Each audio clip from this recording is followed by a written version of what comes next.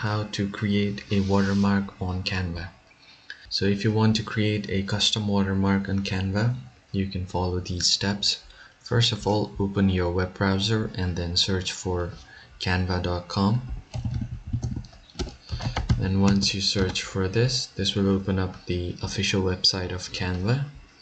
And make sure to log in to get more resources. So I've logged in here, and then you can create a design of whatever you like. So I already have a design open right here, and I'm going to show you how you can exactly create a custom watermark. So for now, first of all you will have to enter any kind of text. So you can add the text as heading if you want the watermark to stand out. So I'm just gonna increase the size of this a little bit around right here, and then you can write your text whatever watermark you want. So I'm just gonna write custom watermark.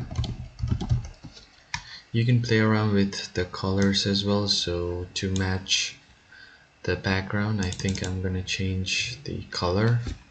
So to change the color of your text, you can even add fancy text here, so you can do that. So to match the blue background, I think I'm gonna do it as this.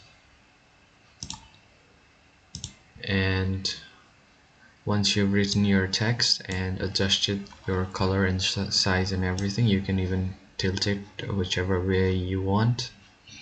And finally, then you can go to this icon right here that says transparency, and you can decrease the transparency so it's less visible.